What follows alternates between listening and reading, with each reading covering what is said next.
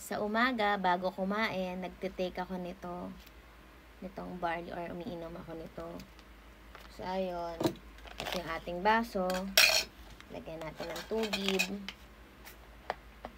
Ayan. So, kalahati lang nilalagay ko. Ayan. Ayan, kere na yan.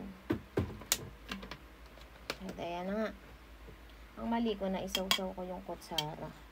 Isasaw-saw ko yung dito sa barrel. So yun guys, tapos kumukuha lang ako ng, ayan, maraming laman to. Sobrang dami nitong laman guys. Tsaka napakamura lang nitong barley na to. Purong barley grass powder to. So kung mapapansin nyo, mura ko lang tong nabili.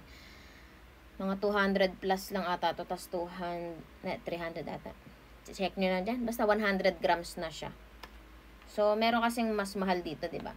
So, para-paras lang naman yung purong barley. Ang kinaibahan nga lang, syempre, nag-endorse yung mga artist at mga model. Syempre, mahal talaga. Syempre, alam nyo, nagbabayaran nila yun ng malaki. Kaya, mas mahal yun, di ba? Kaya nagiging mahal nga barley. Pero, pares lang yan. Mapamahal, mapamura. Same lang na purong barley grass powder yan. So, yan guys, lalagyan na natin itong barley grass powder. Ganyan lang ako maglagay kalahati. Kalahating kutsara. Ayan. So, pag nalagay mo na yan, naglalagay ako ng gatas para mas masarap. Okay. So, yung aking gatas ay Burr. Ayan. Hindi ko nabanggitin yung brand. Ayan.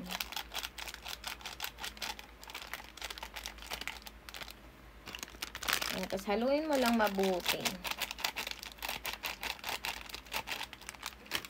So, alam niyo naman ang barley, napakadaming benefits ito sa ating katawan. Mayaman to sa minerals, vitamins and minerals. So, yan guys. And pwede mo na siyang inumin.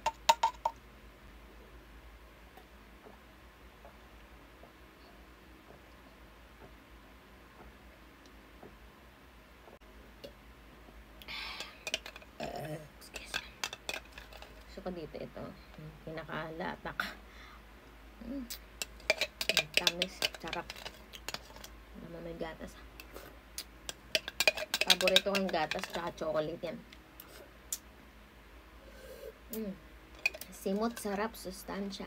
Kung gusto nyong umorder din ito, lalagay ko din sa yellow basket.